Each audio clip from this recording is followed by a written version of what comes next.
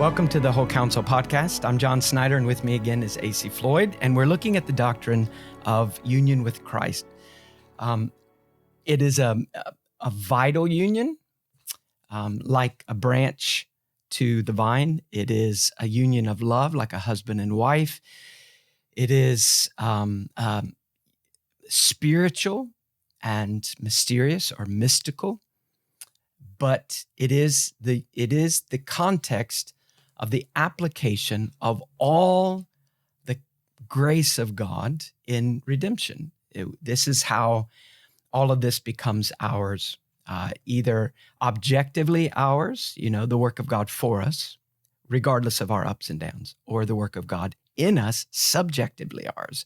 And we're going to talk about the objective, probably the objective result of union with Christ, and that is justification. So we want to, even though this is a pretty, it's kind of in some ways, it's such a sweetly simple doctrine, the doctrine of justification by union with Christ. And yet in other ways, it's so wonderful. It is, again, like climbing the mountain and you reach the cloud bank and you think, well, how can we really understand all that there is of the kindness of God in his justifying the sinner? So we could probably make that simple today by asking a couple of key questions. So AC, why don't you start us off? What question is being answered when we think of the doctrine of justification by union with Christ? Yeah, the first question would be, how can a person be made right with God?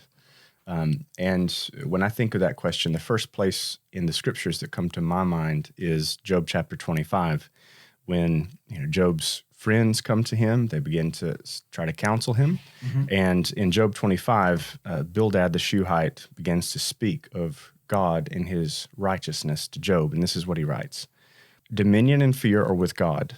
He makes peace in his high heaven. Is there any number to his armies? Upon whom does his light not arise?" And here's the question: how then can man be in the right before God? How can he who is born of woman be pure? Behold, even the moon is not bright, and the stars are not pure in his eyes. How much less man, who is a maggot, and the son of man, who is a worm? Yeah, pretty strong words. And there's another passage in Job that asks the same question, different words. What is man that he should be pure? Or he who was born of a woman, that he should be righteous? Behold, God puts no trust in his holy ones. When you think of the gap between God and the angelic hosts, the essential gap, the uncreated and the created. And he goes on to say, and the heavens are not pure in his sight, how much less one who is detestable and corrupt, man who drinks iniquity like water. So like water goes down easy. But sadly, sin goes down easily with humanity. Now that brings us to the issue of a righteous God. When we think about how can a person be right with God? Well, it is easy to get such inadequate views of justification, and the result being then inadequate response from us to the God that justifies. And, that really is at the heart of holy living and so much, that we need to talk about in the coming weeks. We don't want to allow that to be. We want to get a right measure of justification. So we have to start not with how sinful we are, but how righteous God is. When we think of the righteousness of God or the justice of God, it's the same word. There is something so infinitely beautiful about that we feel like, in this doctrine, we're coming up to God and we have to cover our faces like the angelic host in Isaiah 6, in the pictures of God and in the Revelation. How can we look on this perfection? There is one being who is essentially right. And so, in writing down some thoughts about this, how do we summarize this? And I wrote some things down, but I feel that, they fail more than they succeed. But this is my best attempt. When we say that God is righteous, we say that he is morally good. But his goodness is a goodness without any flaw. He is purity without any contamination. He is morally complete. There's nothing lacking in his moral character. He is not just a being that has nothing lacking, but he has no strong points. We think of people that are very good, maybe that we admire, and we say, Mr. So-and-so is known for this. Mrs. So-and-so, she's known for this. But when we think of humans who seem to really shine in some area morally, where they have strengths, we notice those strengths because there are other areas where they're not as strong. But God has no strong area and weak area. He is a moral being whose perfection has no imbalance. He's not strong in certain areas, but then sometimes that becomes unbalanced. He is moral straightness without any bend. He is fairness without exception. The righteousness of God, we could say, is also, there is this moral beauty without deformity, excellence beyond comparison. That means everything about God is right. He is essentially right. He doesn't work at this. It's what he is. He is rightness. He is righteousness itself. The thoughts of God are blameless. The desires of God are always pure. The motives of God are above suspicion. The actions of God are just. The words of God are clean. The decisions of God are always equitable. And it's not that God is keeping rules. Like we think of a person, we say that is a godly man or a righteous man. What we're saying is he adheres to a code of right and wrong. And when we look at God and say he is righteous, that is not what we mean. It is not that God is conforming to his own word, and so therefore he's right. It's that he is himself righteousness. And if we have any doubt about that, there's a couple of eyewitnesses that we could call attention to. Let me give one. An eyewitness who was considering the kindness of God to a sinner. And so in Psalm 89, the psalmist, who's not David, is writing about God's covenant with David years later and thinking about how God treated a sinful man, David. How does a holy God treat him? And he speaks of God's actions, and he says this in Psalm 89 and verse 14, righteousness and justice are the foundation of your throne. Loving kindness and truth go before you. So the paradox. If we ask Moses, a man who knew God well, what do you say about the righteousness of God? Is he fair? Are his motives above suspicion? Is he moral beauty without imperfection? And let's ask Moses at a dark time. Deuteronomy 32. After 40 years of wandering, being guided in the desert until that generation that rejected God in unbelief, and we're not allowed to go into the promised land, they're dead. Moses is not allowed to go into the promised land because of the righteousness of God. And because of this unflinching righteousness, Moses, at the end of his life, he writes this. In Deuteronomy 32, verse 3 and 4, I proclaim the name or the character of the Lord. Ascribe greatness to our God, the rock. His work is perfect, for all his ways are just. A God of faithfulness and without injustice, righteous and upright is he. So we have a God who is infinitely, completely, timelessly perfect, who is perfect in every way, and who is straight and perfect in every moment and in every place that he dwells. He is omnipresently righteous. So that leads us to a problem. How can, as you mentioned, how can a man be right with God? Or we could tweak that question. How can a sinful person be made or become right with a pure God? Yeah, the question that you just asked, how can a sinful person become right with God, is a most important question, because we need to think rightly, just stop, realize, consider, and think rightly about God as the righteous one. We can't think about him in vague notions like he's a cosmic grandfather who's somehow indifferent toward our sin, neutral toward it, like he winks an eye at it, saying, oh, well, it's just That's just something you do. It's okay. I'm going to, no, that's not how God looks at sin. Because of who he is as the righteous one, as the just one, he has to respond. And he has to respond with perfect righteousness, perfect justice. We might call it strict righteousness or strict justice. He can't leave any sin unaccounted for or undone. He has to deal with it perfectly.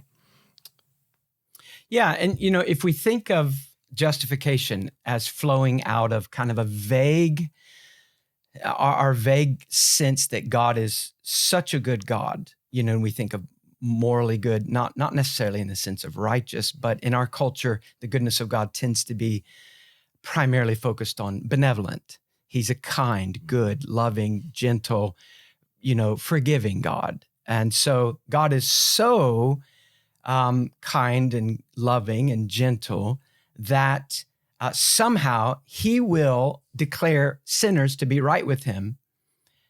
And, the idea is, well, it's because he loves us so much. How could he do anything else? How we couldn't with someone we loved. We would have to find some way to maybe bend the rules, or as you say, kind of wink at sin, treat it as if it's a small matter. So, if God is aware of every sin against him and he never becomes forgetful, and he is aware of the nature of every sin, that it is grievous and heinous, then how can he look at us and say, you are right with me? And that's where this whole issue of the paradox of mercy and justice together. If God were to forgive us in a way that doesn't include justice, but only is merciful, then he would be a God that is different than the being that we read about in the Bible. And he would be a God that, while we would appreciate the free gift of forgiveness, we would not be able ultimately to love and worship that being, because he would be the kind of being that, well, we would despise if he were here on earth. 2 illustrations. Imagine a judge who declares a guilty person innocent. Well, we despise that. Now, if we're the guilty person, we may say, man, I'm glad that I was friends with that judge. So the judge is there. A young man comes before him. He got drunk. He drives home from a friend's house. He's inebriated and he hits a person and, kills them. And he goes before the judge and he's being tried for manslaughter. And the judge looks at him and recognizes, I know that boy's dad. We went to school together, or we do business together.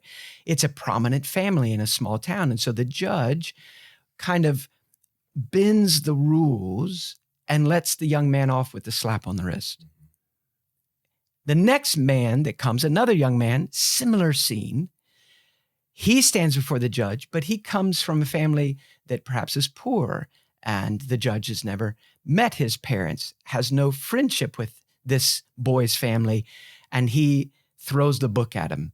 If we were in those 2 scenes, one after the next, we would leave that courtroom highly offended. How can a judge declare a wrong man right? If a judge looked at a man that was innocent, but because he despises, maybe he's a racist, maybe he doesn't like that man's race, and he says, well, that man obviously is guilty. He's one of those kind of people, and they always act that way. And he doesn't wait for the facts. He just declares an innocent man guilty. We are incensed at that, and rightly so. And God in the scriptures over and over says, any judge that declares a bad man good or a good man bad is an abomination to God. So how can God be a judge that looks at a bad man and says, you're right with me, you're good with my law? How can he do that and not be a judge who has to sacrifice righteousness? And that's where this whole doctrine of justification needs to be clarified.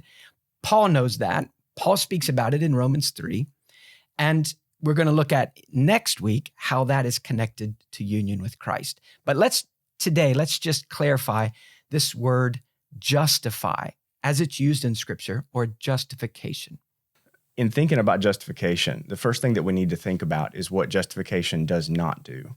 So the first thing that justification does not do is make a person good internally. It doesn't change them. So we don't need to think about justification in the same terms that we think of like the new birth, when there's a new creature, a new creation, a new heart put in. That's not what justification deals with. It deals with a change of standing before God, how the person is seen or accepted before God, and not in how they are fundamentally different internally. Yeah, let's look at how the Bible uses this word. In Deuteronomy 25, verse 1, we read this: if there is a dispute between men and they go to court, and the judges decide their case, and they justify the righteous and condemn the wicked. All right, so to justify the righteous or to condemn the wicked, it's not a moral alteration. So a man doesn't come into court accused of wrongdoing, and the judge hears the facts and says, this man is not guilty. That man doesn't leave the courtroom morally transformed, a better, kinder, purer man. He simply leaves the courtroom with as you mentioned, with his legal standing. He is not guilty. He is not under the wrath of the law or the condemnation of the law of the land. He is right in the eyes of the law. Not in every area of life. He's it doesn't mean he's a better husband, better dad, better worker. It means that in this area, he legally stands acquitted of the charges. So if a man goes into the courtroom and he's a bad man and he has done bad things, and the judge listens to the facts and says, you are guilty, that man doesn't at that moment become a worse man. He doesn't become a more befouled man on the inside. He doesn't morally go down with that declaration. He is the same man morally as he was when he walked into the room. The difference is that there has been a decision and an alteration of his legal standing in the eyes of the law. He is now at odds with the law of the land. He is under the law's curse. So when we think of justification as a legal declaration, a legal alteration of a man's standing with the law that is objective, it's the position the man has before the eyes of the law. Think of it this way. It is wicked, God says in Proverbs 17, he who justifies the wicked and he who condemns the righteous, both of them alike are an abomination to the Lord. We mentioned that God hates this. False judges, he hates them. But if justification, or the flip side, condemnation, are a moral alteration in a person, how would that make sense? So he who justifies the wicked. If a judge had the power to look at a wicked man and say something that would alter the man's moral condition, to make a man go from being a wicked man to a good man morally, would that be an abomination to God? Well, no. I mean, that the Christian, when we think about taking the gospel to the world, and when we think about praying for people and living and speaking in such a way as to be a part of the great work of God, we're looking for that very transformation. We want to see people who live against God become people who live for God, with God, by God. So that moral transformation is a beautiful thing, and God does it all the time. To do something in a person that takes them from wicked living to godly living is a wonderful thing. So when God says, if a judge justifies the wicked, it's an abomination. It cannot mean if a judge does something that changes the inside of a wicked man and makes him a good man, it offends God. Now, all of this may seem like overkill, but when we get further on in the doctrine of justification, it is so important that we understand this. Justification is rooted in something that God does outside of us or for us. It is Christ for us. And our union with Christ allows that to actually be experienced. But it is not what God is doing in a person that transforms us, that touches the issue of justification. That's, as you mentioned, regeneration or sanctification. And we'll be talking about the doctrine of union with Christ and sanctification in coming weeks. But we need to limit ourselves here. What does God do that takes a man who is wrong with him and makes it so God can declare that that man is right with him? It is a forensic legal declaration. It is a positional change, not moral. And next week, we're going to look at how union with Christ is at the heart of the positional or legal change that occurs when the sinner is justified or declared right with God.